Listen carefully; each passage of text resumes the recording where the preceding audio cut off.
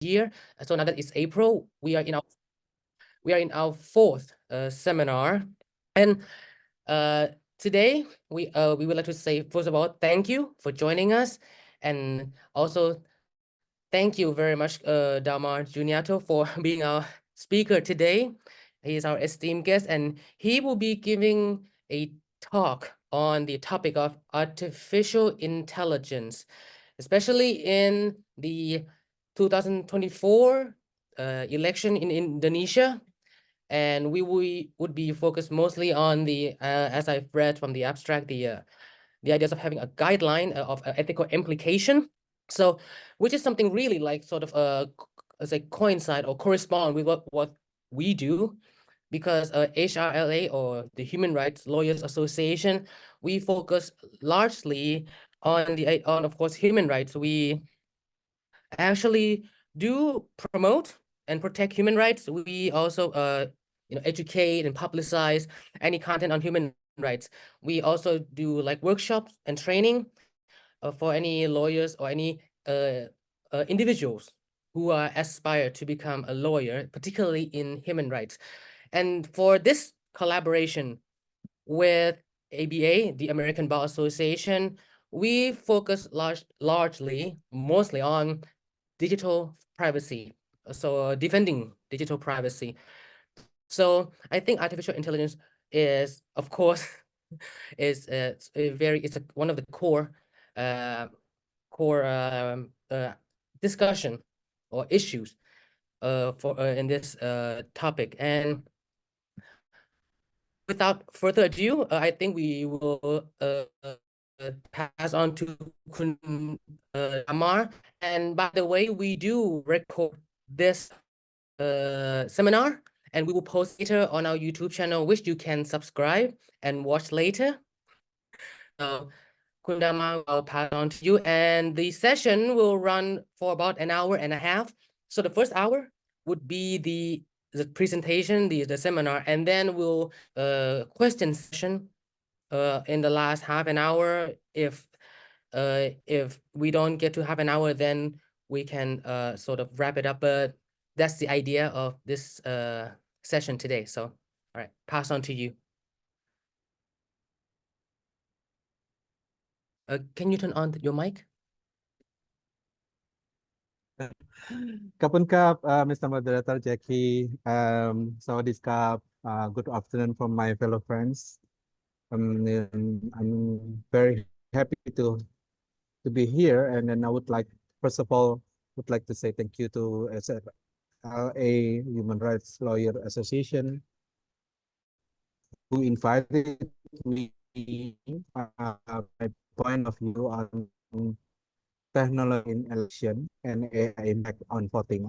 I think this topic one to me, because my own experience of monitoring the disinformation powered by AI, artificial intelligence, in Indonesia election in last February 2024, and also it's relevant based on my newest task. Advisory body for the UN Secretary General to give feedbacks to their global AI guidelines. I think, and then Ya, ada link secondly, paket. I would like to Enggak, maksudnya, say oh ada ya link tree, karena thank selama ini you as kan well biasanya to all of you who kalau attended, yang and also kemarin maybe later. Sorry, kalau excuse me. sebelumnya ya, yang biasanya dilakukan kalau Excuse me, Mr. Amal, can you turn off your mic? Thank you. Yeah, I knew. Okay. Secondly, I would like to say thank you to all of you who attend this online, and maybe later who watch this recorded session. I hope you learn something new because AI is very new and also very important. And then afterwards we can further have a robust discussion over this emerging technology. So without further ado, my friends, my colleague, let me begin my sharing session. So I hope everyone can see the presentation. please give me your thumbs or feedback so I can mute. I can begin based on the feedback. Can everyone saw the screen? Yes. Okay. So first of all, I think I will begin with uh, the use of AI in Indonesia election. Is having the ethical guidelines enough?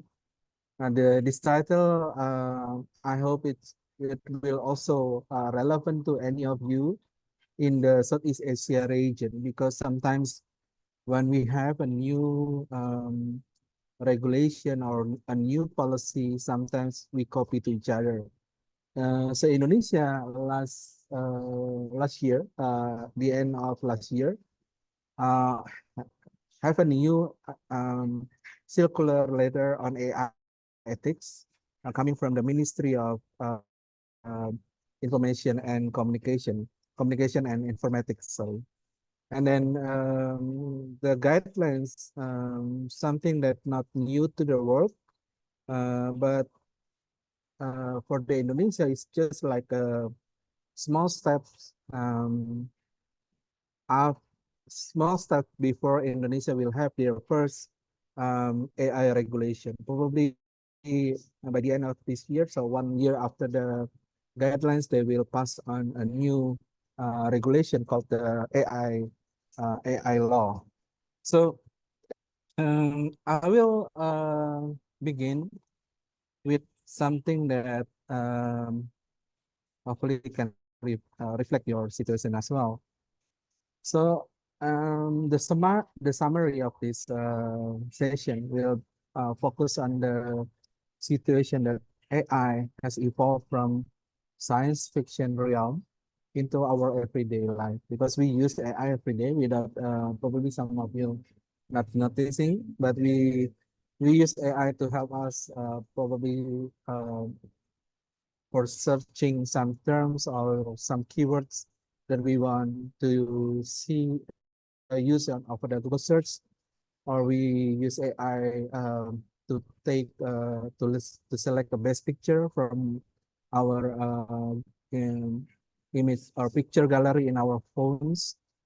And then we use AI for something else, probably something advanced, using the generative AI to produce some presentation or produce some writings, or even we can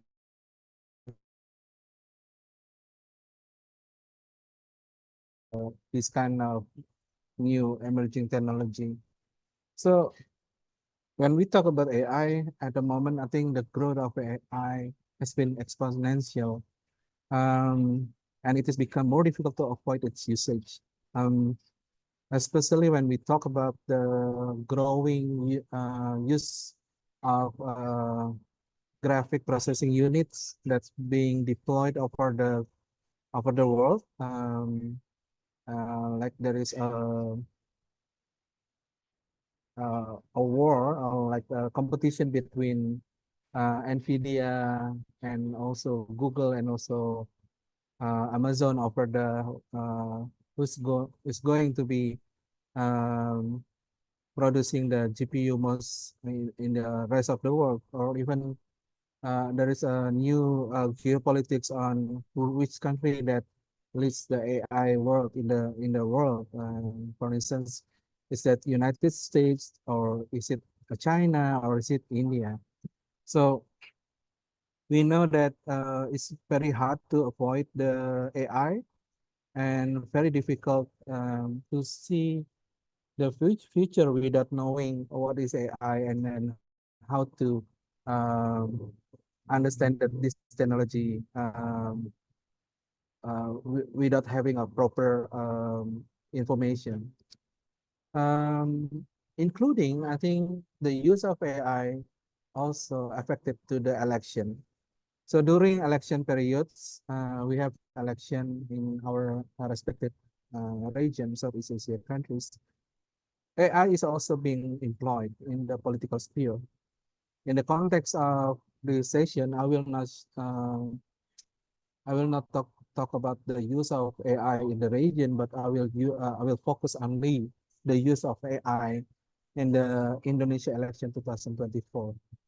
And I will ask throw questions whether having ethical guidelines like what Indonesia government did last year enough to address the concern surrounding its use or misuse. So I will focus on that, and I will try to uh, explain to you during this sharing session. Because this is a sharing session, then actually I'm hoping that in the end we can have a robust discussion. So the agenda will be like this. I will explain about the AI in everyday life, and then the second one, overview over the AI in the political sphere, how they use it, and then the importance of discussing AI in the Indonesian election 2024, and then the last one is the reflection of for AI guidelines in Indonesia. So that's the agenda that I want to share with you today. Next, I will begin with the AI first. So when we talk about AI in Indonesia, I think I will be honest with you that um, Indonesia people really have a positive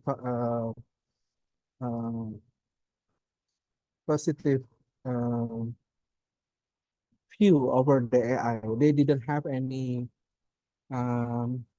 rejection on using AI.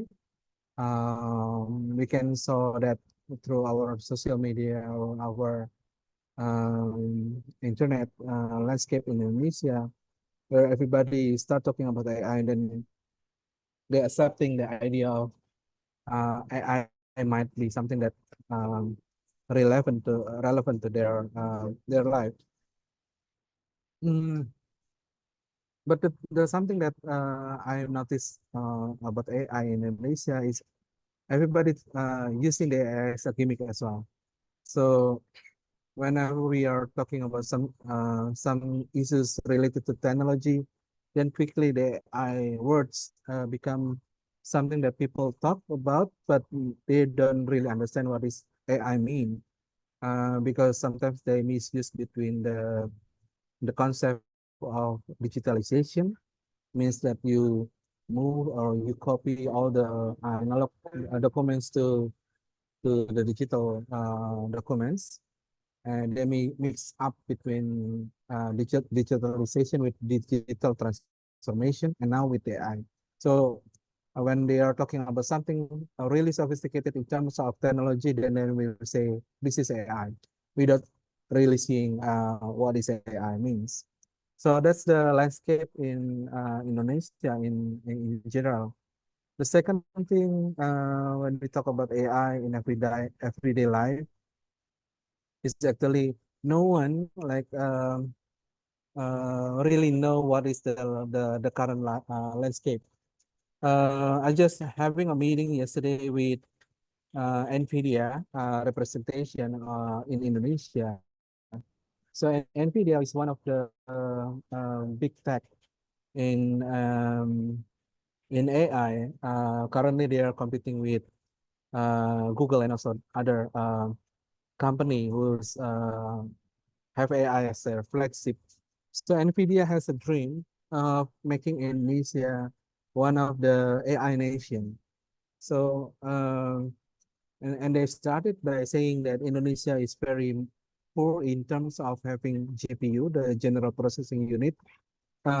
They tried to compare that with Vietnam. So that is the reason why they came to Indonesia offering around 500 general processing units to be deployed in Indonesia. So after the meeting, then I just knew that Indonesia didn't have the capacity to become the leader yet, because we still have minimum use of GPU in Indonesia. But later on, probably after we have so many GPU like the Vietnam, probably then Indonesia become one of the leaders of making the AI in the region. But hold to the dream, because something that need to be fixed before the idea of leading AI is about the infrastructure. So without a proper infrastructure, then we are very difficult to be one of the producers. Probably Indonesia is only one of the big market for the AI producers, and then without knowing what is the implication. So that's the situation in everyday life. So, but then secondly, although we don't have, we didn't, Indonesia didn't the leaders in AI in the region or even in the world, but we saw numbers of use of AI in the political sphere. Um, um, I think it started with the idea of using the deepfake or synthetic media as a part of propaganda or political propaganda. The Indonesians saw that it can be used to spread information and also to make everything uh, to gather more information and also gather more vote for their candidates. And then they start to uh, try to produce an AI synthetic media. I will give you some of the example later on, but I think um, in every, like in the political sphere, because during the election the Indonesian people usually saw a lot of the easy one, yeah. We saw a lot of banners using a picture of political candidates, but they use the face of the political candidates into AI character, like into something that looks very cute and very um, um, uh, very chubby, like the uh, current candidate, the Prabowo. They make it very chubby, like small kids who have a big cheek. Yeah, so you want people can relate that physical picture with something that very adorable. So we saw the use of the AI persona like that in most of the publication or political material. And then not only in the street, but they also produce that into a lot of medium. For instance, they use that also in the uh, LCD projector on the streets. They produce that on the television as well. So people get familiar with the AI persona of this political candidate. And this one is not only the specific political candidates coming from the one of the contestant, yeah, of the election, but we can saw because um, in the local context, like not in the presidential candidate, but also in the area or um, smaller size of election, they also use the same thing, the same strategy as well, to use AI to produce something cute and something adorable.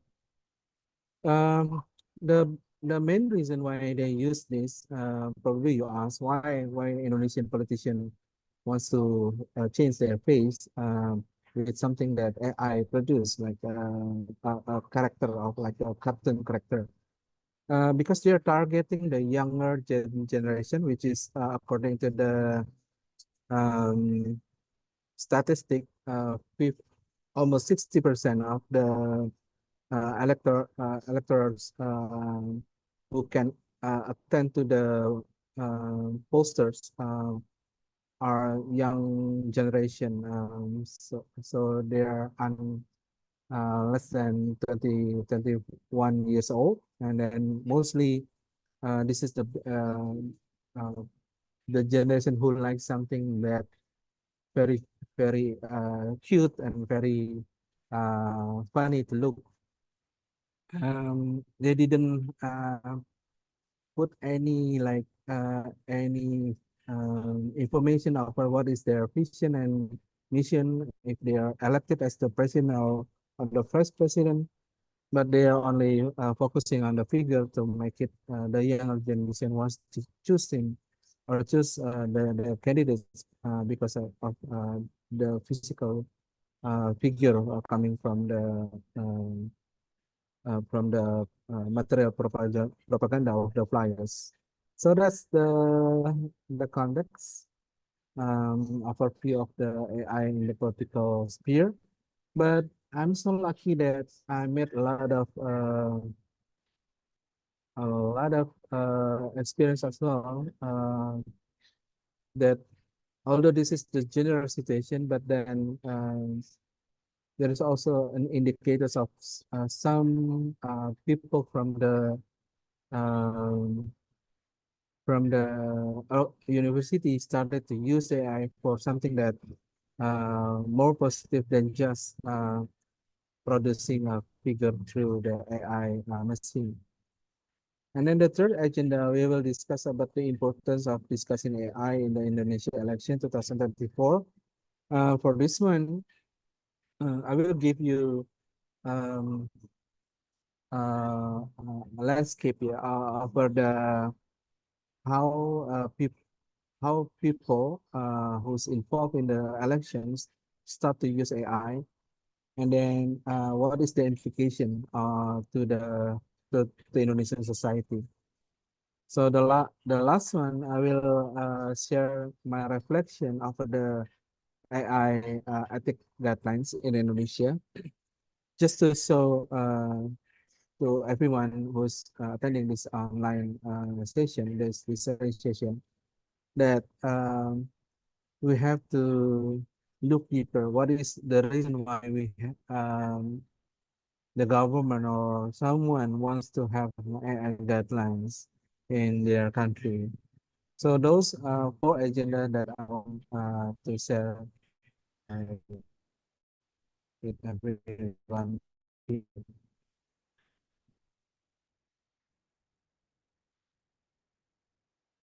So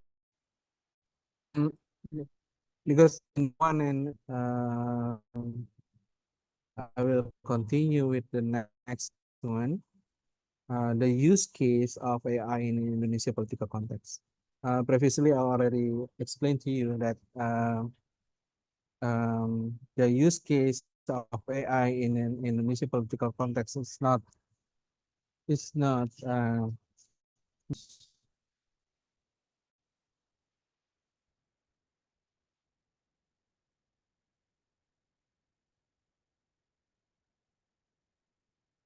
can you hear the sound?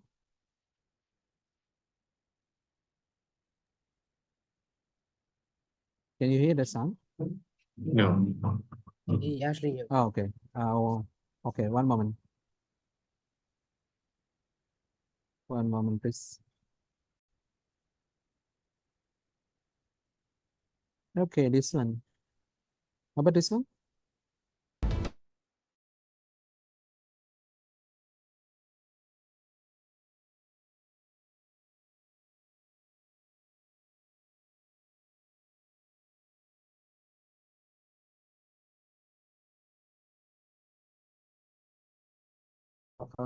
Platform for the politician in Indonesia and even in the world. So this video will explain. Platform politik pertama yang menggunakan teknologi generative AI. They use Indonesian language to say that this is the first AI based to help the politician. Memberikan strategi personal micro targeting yang sesuai karakteristik caleg untuk memperbesar peluang kemenangan. Inilah pemilu.ai.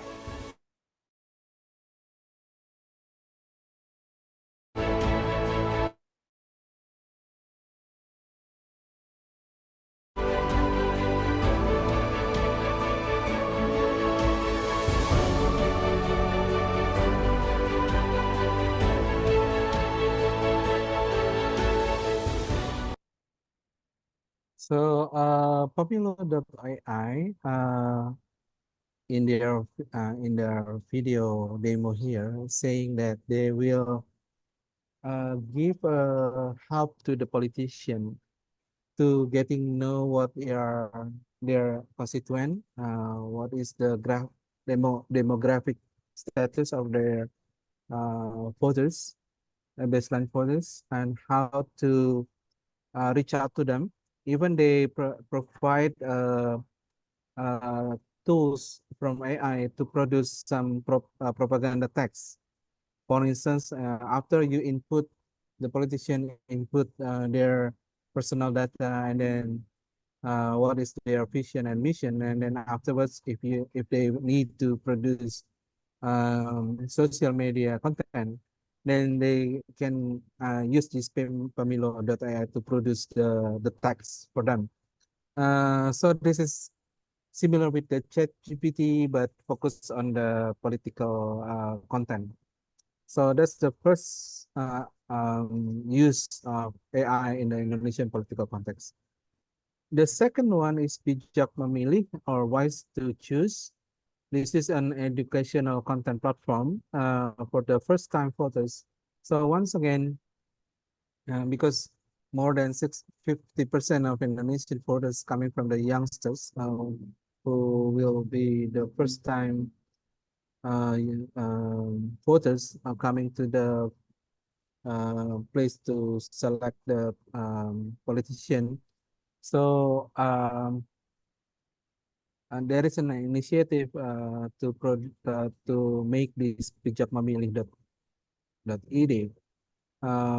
So they provide an educational content for the voters, but they also provide an AI who will inspect your political reference. For instance, Jackie here as the moderator Indonesian and part of the young voters, after you input a lot of information about your political preference, and then the AI will giving you that you are more keen into one of the candidates. So probably you will meet one of the candidates as the person that might be the right person based on your inputs, based on your prompt. So that's the second use case. The next is the facial enhancement using AI. This is similar with the producing the promotional material, for the AI. And actually, what is facial enhancements using AI did is helping the candidates even looks younger, even or looks cooler, without wrinkle, and then a lot of things like that. So that's the use case of artificial intelligence, and in a positive way, the three of these examples. But in Indonesia, when we talk about the use case, there is also other use case that too not that positive, like Pemilu.ai, Bijak Pemilu, or even the social enhancement. I will share to you one by one. So the first one is the synthetic media of the current Indonesia president. So in this AI deepfake or AI synthetic media, the current president able to speak in a Mandarin language.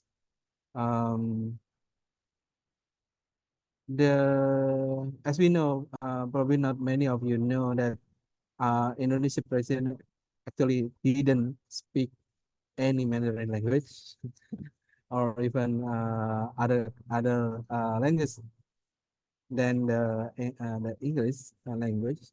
So when it's spread in the beginning, people easily can notice that this is not true, not the real one. And then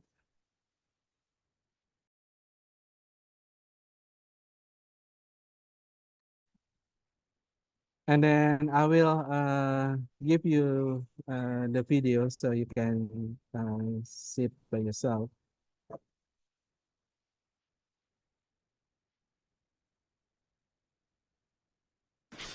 女士们、先生们，我曾经是一个商人，长大22年之久。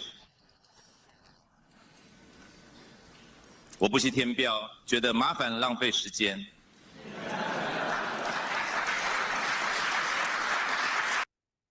Okay, you know that it is not the dubbing video because the movement of the mouth of this picture or the videos of figures is matched with the audio.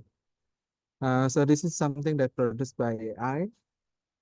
And then the second one, the second information, it spread, I think in the beginning of 2023, not far from the campaign period begin last year. And then the third one, you saw the hoax, right, on the videos. It's actually not the original one, because the hoax time is coming from the Mochi, the Minister of Communication and Informatics, after they debunk this video. So they put on the hoax stand there. So what they nobody knows who's producing this AI, but it's affecting the political landscape, because there's a narration the narration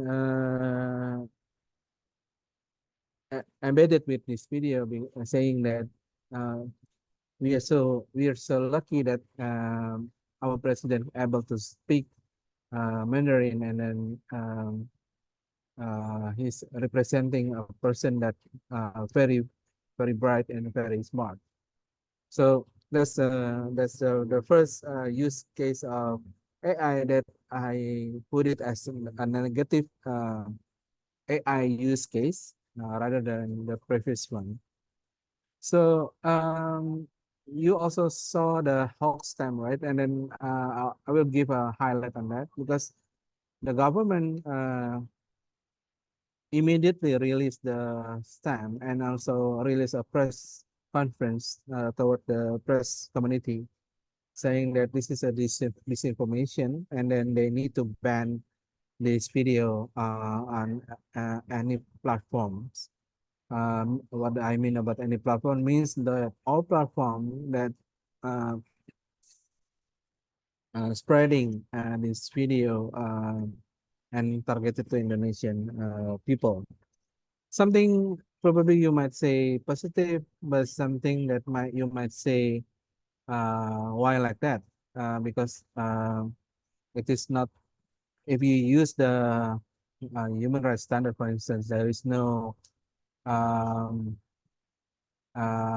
problems with the Syracuse principle based on this one, because this one is not reflecting any harms. But then later on, we know that the government just take down this information.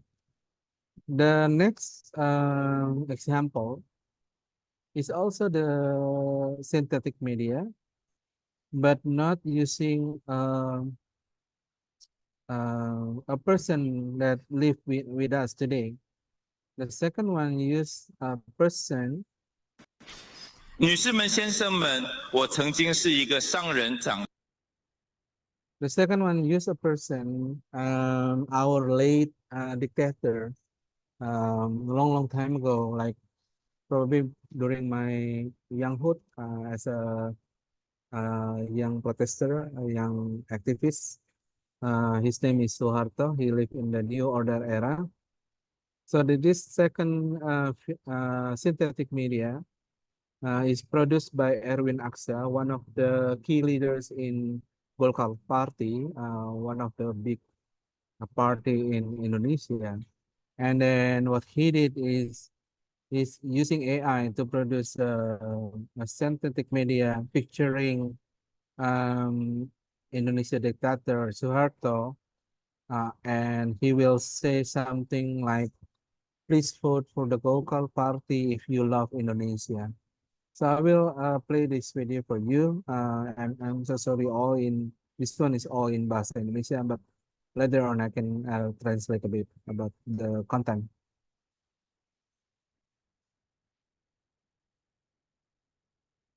Bismillahirrahmanirrahim.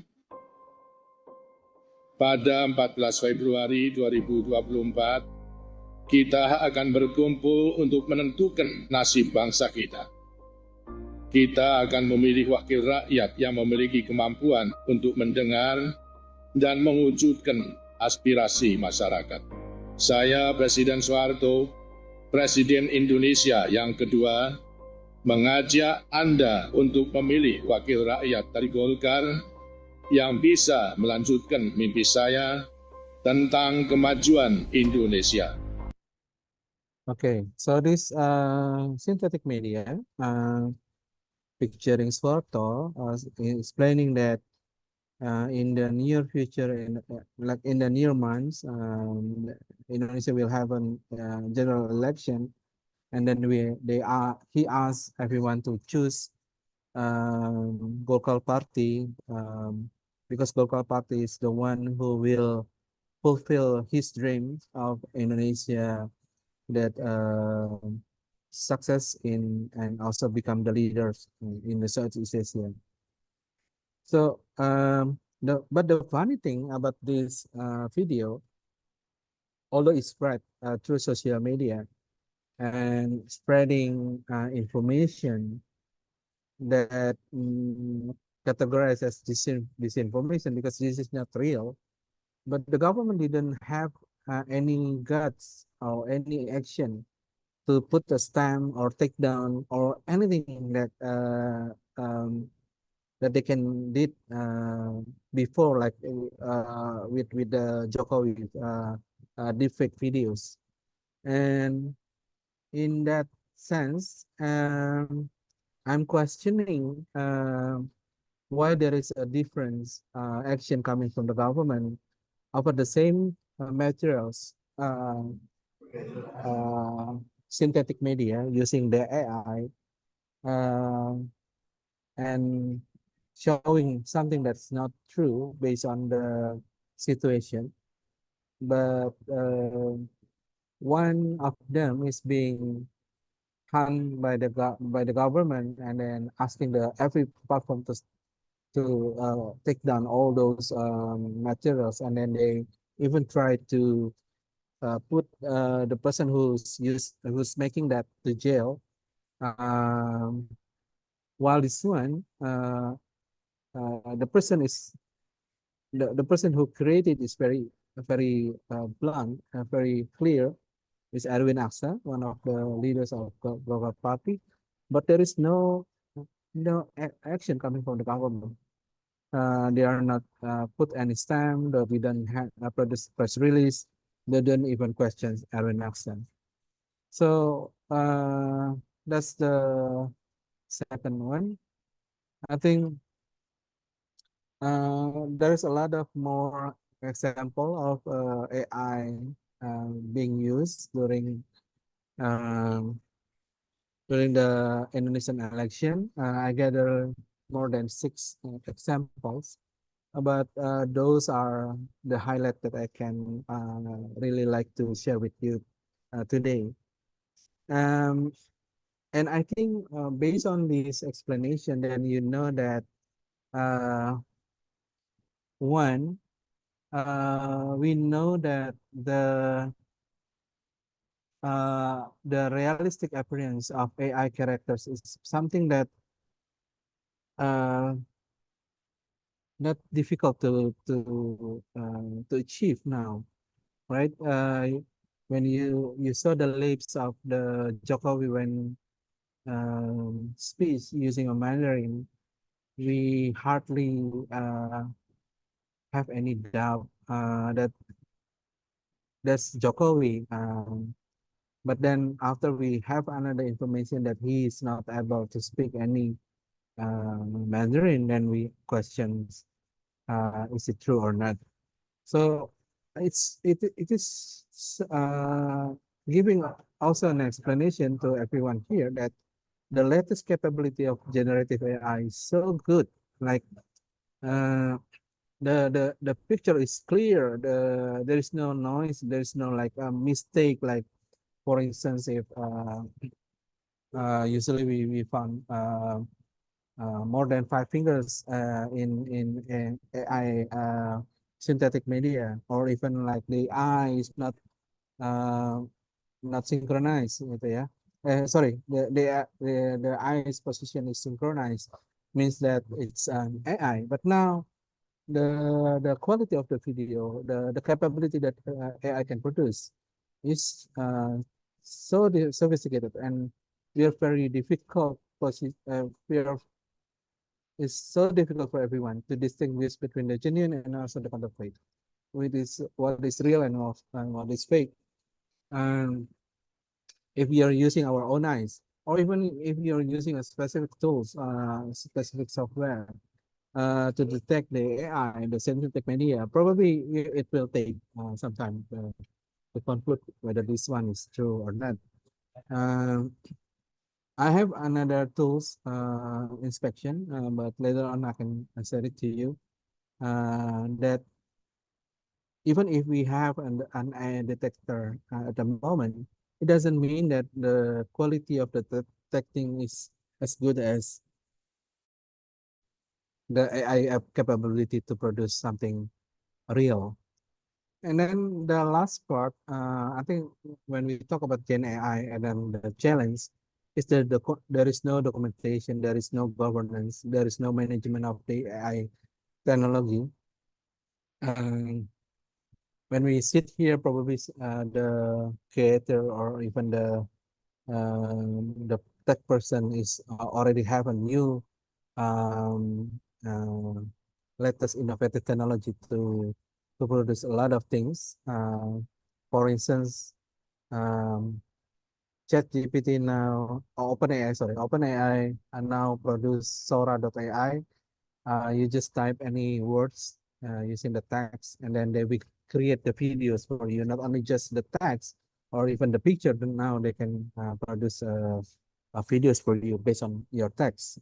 Other than that, there is a lot of new innovative technology that I think when we only talk about the technology, then we are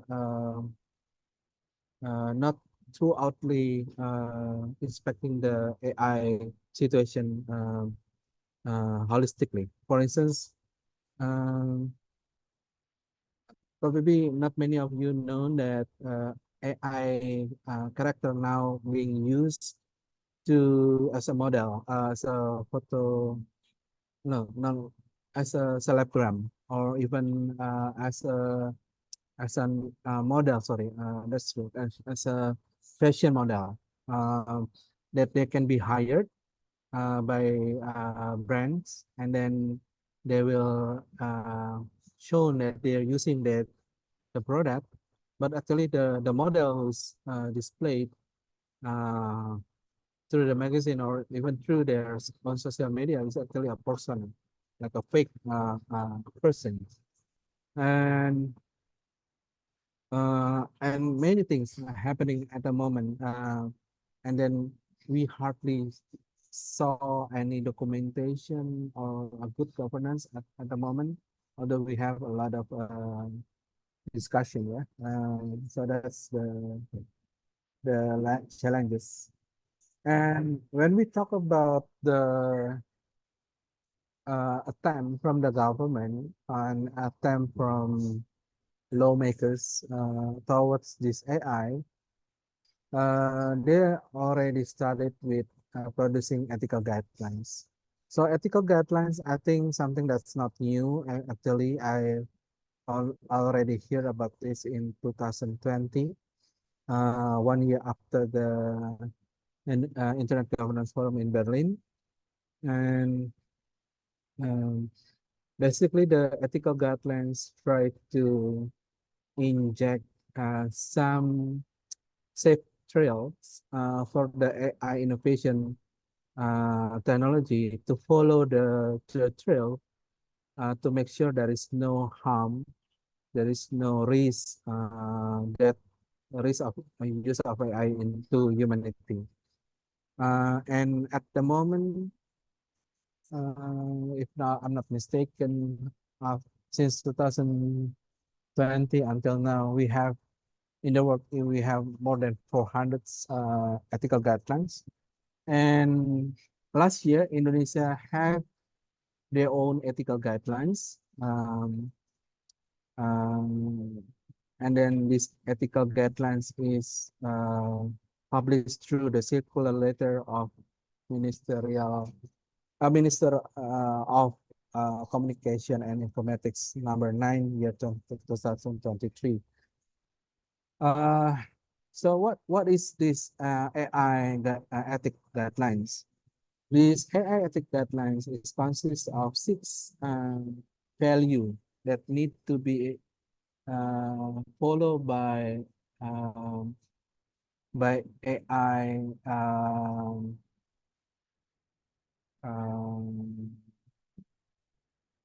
producers in Indonesia. These 6 values is actually not something new. For instance, they mention about the personal data, how they have to protect the personal data. And then the second thing, they have to protect the transparency and everything like that. I don't have any expectation, or I don't have any hope when seeing this Indonesian AI ethics, because there is no new things if we try to compare with the others ethic guidelines all over the world. But something that's very different with the other ethic guidelines in the world, the AI guidelines in Indonesia is not mean as a way to punish if any person or any company um, um, not following these AI guidelines. I'm not saying that I'm pro of giving sanction, but I mean, like in this ethic AI guidelines, there is no binding, there's no power inside the circular letter, because it only say that this is more on giving you enough advice that if you want to produce AI in Indonesia, then you should follow these 6 values. So this is more on the voluntary mode instead of something that your family saying that the government wants you to ABCD. Right? There's no then there is no explanatory why they did that. But my assumption of this AI guidelines is actually still not to be too strong, because they are afraid, the government afraid it will stop the innovation. But then there's an implication, because if they try to make something like this, something that's voluntary, then it's so difficult if we talk about how to implement this ethical guidelines in Indonesia. Because at the moment, I can saw a lot of examples, other examples of misuse or negative use of AI in political sphere in Indonesia. And then that's why I strongly suggest that for Indonesia, we need a comprehensive regulation. Means that not just a regulation out of nowhere, but understanding this is the risk of AI for the humanity, for the Indonesian person. So that's why you have to do a strict administration. Means that one of my idea is if you're producing a persona, like you are producing Suharto, like the previous video, you must register that, or there is a registration of the persona, and then there is a limitation how to use it. If you're using it only for creative, there is probably lesser uh, uh, um, lesser procedures. But if you're using it for political purposes, then you have a strict procedures how you spread it through the any channels and digital channels. So I'm thinking about that as a way out. That's registering a persona might be one of the solution for everyone to know that, or even they can track down the persona AI persona through this registration website or registration form, and then they can saw who's making it, what year they're making it, and what context that they use it. So if there is a misuse of using that persona, for instance, to um, um, spreading this information, then there is a strict sanction for them. I keep on saying strict sanctions, strict uh, specific items, because I know that if we want to regulate this, it cannot be too broad. We need everything based on the human rights standards, international standards, not the national human rights standards. Means that if they are using it for the spreading hate speech and glorification of war, and also promoting genocide, that obviously the line that we can use that as a thin line when we talk that this use of AI is becoming harm to the society, harm to the humanity. And the last point that I want to emphasize is also I know that once again in the Indonesia context, AI is not number one. So we need the ecosystem that supporting the growth of AI use in Indonesia with more GPU. But somehow when this ecosystem is need to be grow, but in the same at the same time they have to be taken accountable if they are using this AI for something that creating harm and also not following the human rights standards. So the accountability of the users, accountability of interoperability, accountability of the any person or any company who was involved in this AI use must be very clear what is their responsibility. I think if I try to make a conclusion of everything that I already explained to you, when we go back using this situation in Indonesia and try to look down what happening in our country, what happening in our region, I think key points that might be very important to be addressed is questions. Number one, or what is the AI use case in our country? Is there any attempt to monitor the misuse of AI in our country, or even in a specific topics like or a specific timeline like the election. And then the next one, is there any plan how to make it the AI become more accountable and also responsible? And then the fourth one is about, is there any way to make it better? Not just providing soft deadlines, but probably a strict regulation. So the second conclusion I want to give it to you, that based on what happening in Indonesia, Indonesia is not the good example of AI governance.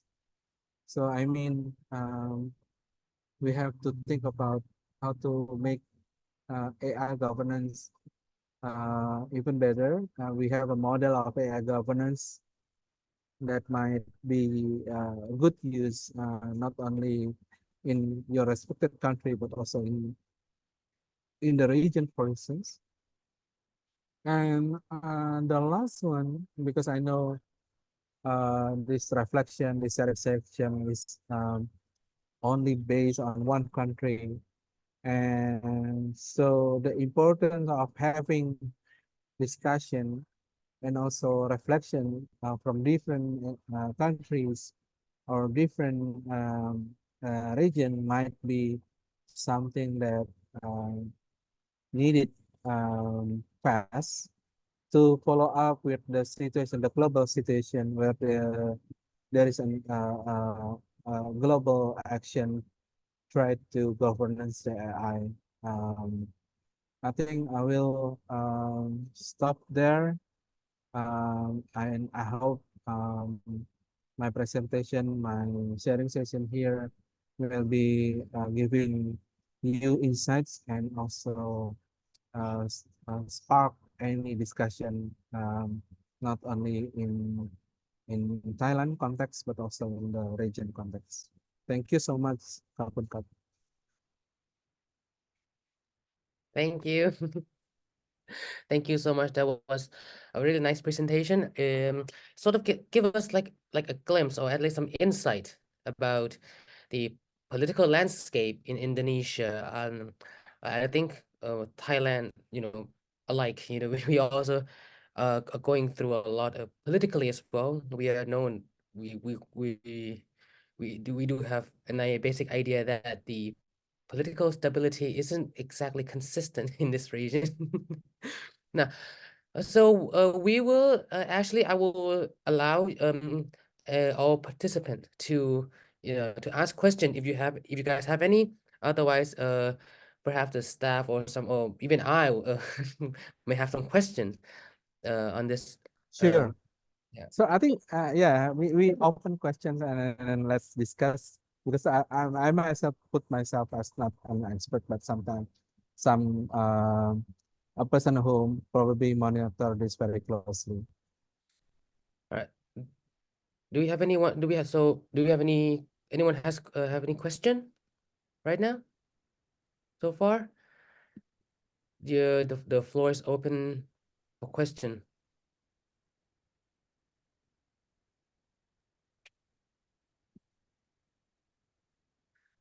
Okay, so if none, then perhaps I will start. I note down a couple questions. I think you might actually answer some of it. Like for example, you said that that there's a growth of using AI in election and politics. I mean, do we have the successful rate of using AI in politics? Like, does it really enhance the candidate's ability or actually profile?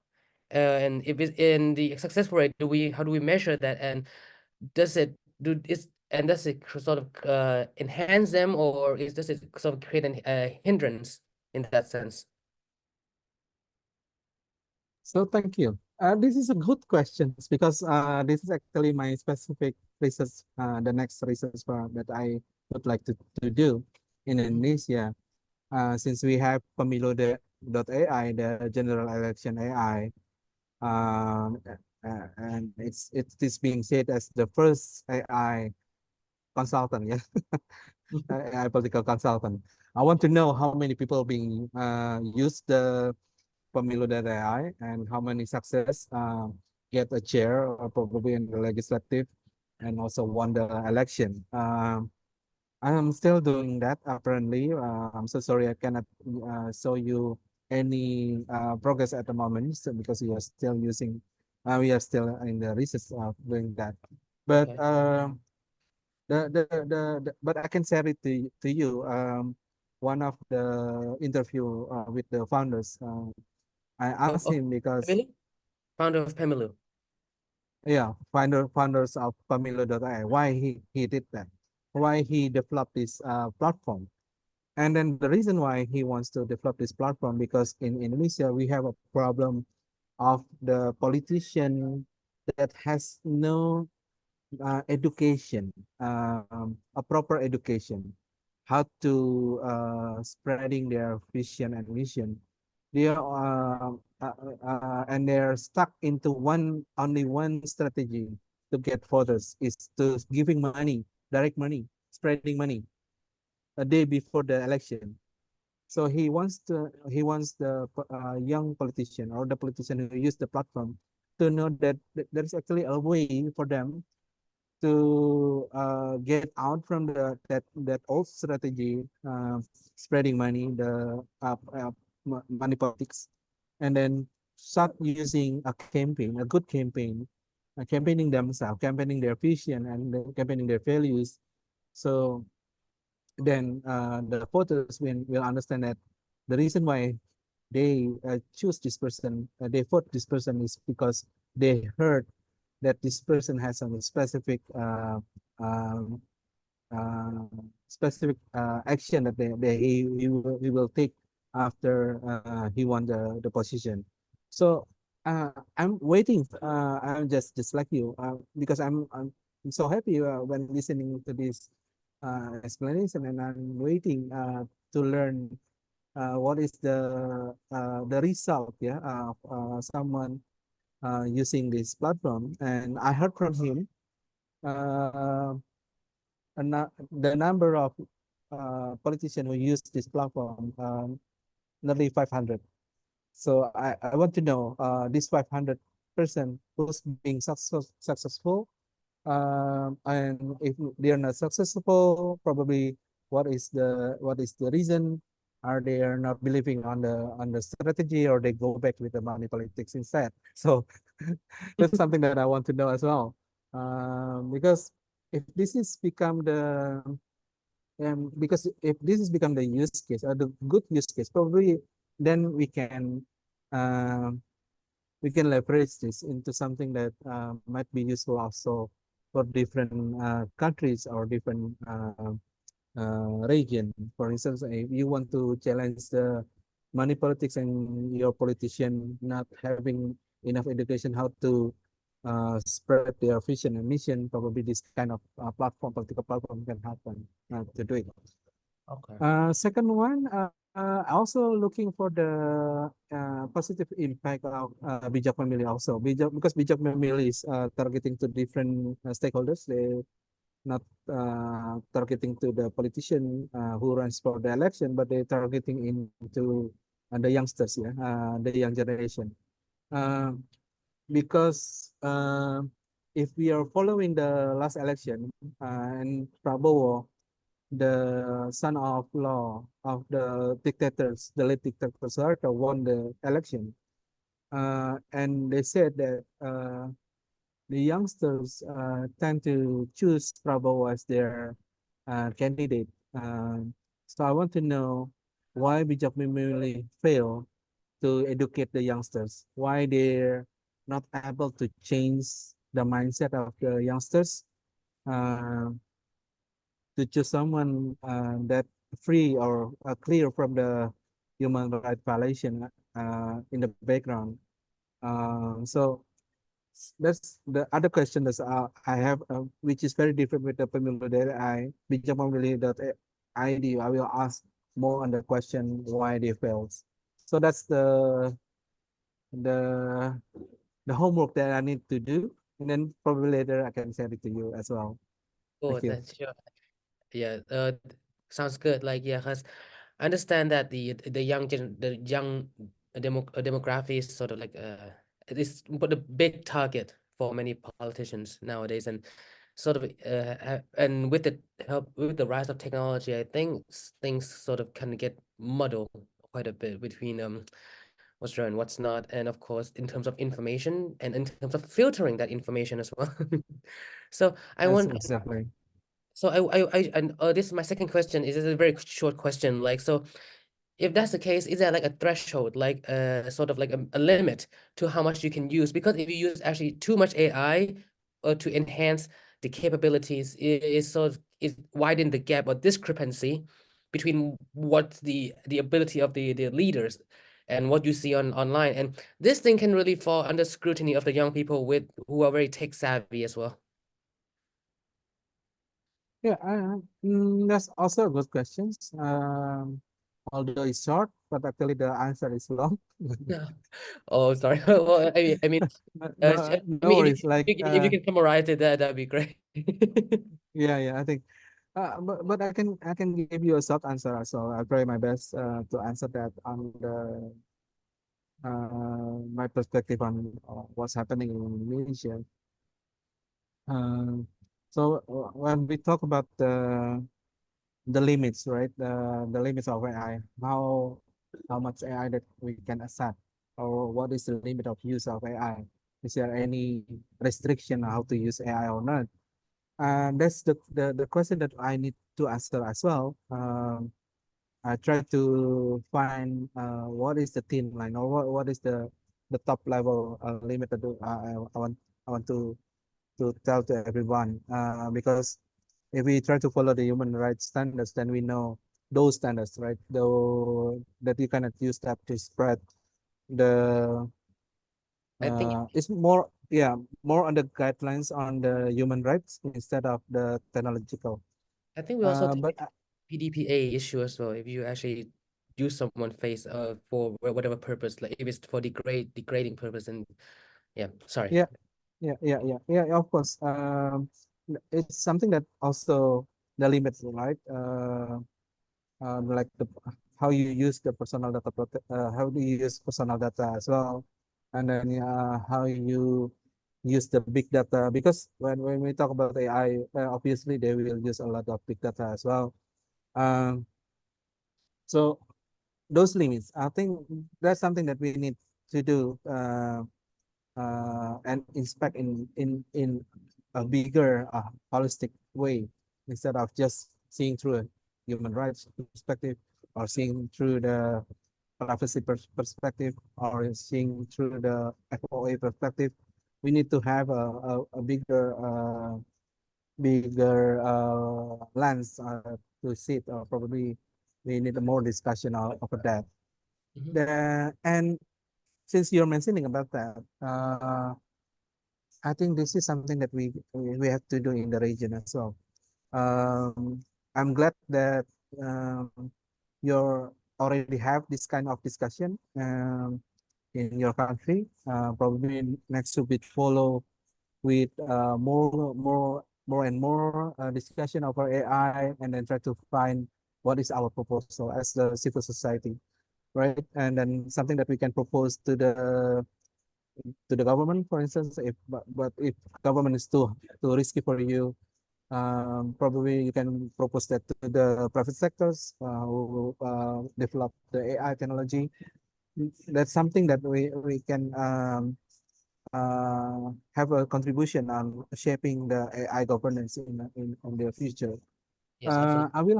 I will have a meeting on May 14th, giving feedback to the AI advisory body for the UN. And I think you can also maximize my position as the consultative for them, as a way to promoting ideation from the Southeast Asia perspective, or ideation from Thailand as well, because more and more people start to speak, start to giving feedbacks and also providing insight from their respective country. They'll make these guidelines, or the advisory body probably might works very well, because we already have, we on the global side, we already have the situation where the social media companies dictating what is good and what is not for us, right? Because we don't have any representative to talk to the tech companies. But now there's a way that Southeast Asia people stand together and then talk to this UN, and also talk to the later on to the tech companies. What is their share? What is their critics, or what is their insight, or what is their input towards the situation that happening at the moment to us? That sounds good. Yeah, hopefully in due time, I think AI laws will be sort of a thing in the future, especially in human rights field. All right. So anyone else have any questions so far? Okay, we do have one question. Oh, okay. We have one question from the meeting chat. Thank you, Mas Dama, for insightful presentation. I would like to ask, how could the use of AI in Indonesian election impact Indonesia new government's perception toward the use and governance of these, or even Indonesia future policy making, since the winner of general election is candidate that use AI and social media influence massively during the campaign period? Thank you. This question is from Zara. Thank you so much. Top lengkap, Zara. So Yeah. you get the question, right? Yeah. Oh. Yeah. So this is some questions that very important to be asked, not only for me, I think for every Indonesian. And because now, like I explained previously, those who use the AI won the election, right? Also, And that's a successful rate right there. You did. yeah, and then so the question is very good. Like, is there any what is the future of the lawmaking, or what is the future of AI in Indonesia? I think everyone might agree with me that the AI that we are the candidates or the winners talk is more on the how to get the youngsters, but not about the providing a free and also democratic value. So they are not talking about the use of AI for promoting democratic value or promoting human rights value. So the future of lawmaking, usually when we are using the human rights perspective, we want any regulation or any policies reflect how the regulation will provide the same treatment for everyone. They're same under the law. They are protecting the minority, and they're protecting the democracy. That's everyone's dream when we talk about the regulation and policy using the human rights perspective. But because I learned that they are not using this for the sake of democracy, not nor for the future of human rights protection or promotion.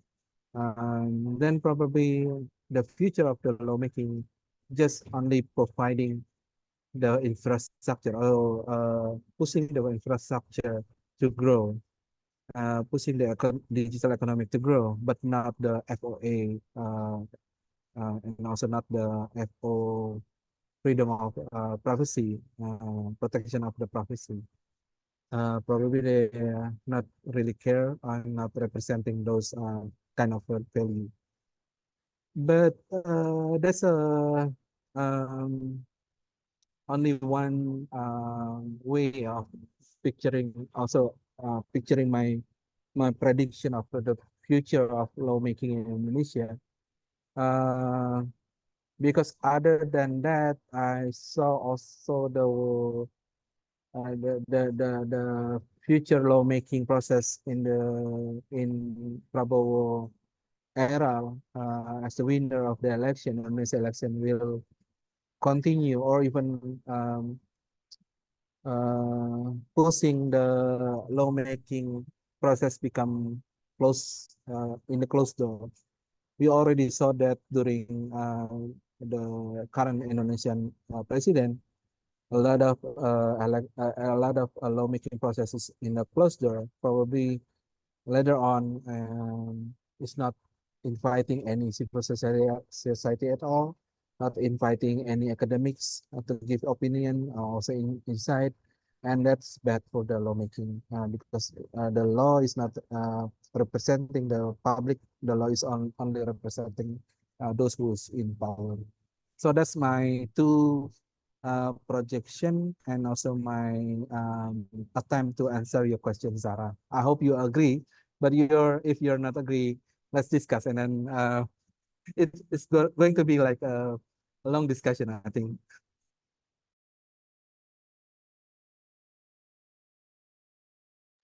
Well, thank you. I mean, I know up to this point, it's really interesting. It's really good. Like, we understand we do have limited time, but so far I think it has been a great seminar, great discussion. Thank you so much for joining us and for being our speaker today. And of You're course, welcome. yes, and thank you and everyone who are interested in defending digital privacy and particularly for today, artificial intelligence in the political landscape, not just in Indonesia, but also in Southeast Asia, including Thailand. So I'm sure we all have our own issue to work it out. And then hopefully, and by working together and by learning from each other, I'm sure we can influence or even shape, the a future that we hope to see. And also it also depends on the social dynamic and the political dynamic as well. So inshallah. So hopefully we Yeah. Thank you so much. I think we will conclude the discussion, the seminar for today, and hopefully we'll try to we can definitely keep in touch. The association and the American Bar the association, I mean the Human Rights Lawyer Association with the American Bar Association will continue to work and collaborate and bring out more seminars. So we would we always happy to expand our network and strengthen it as well. So thank you so much. ขอบคุณครับ ขอบคุณครับ ขอบคุณ Thank so much. you. Thank you. All right. All right.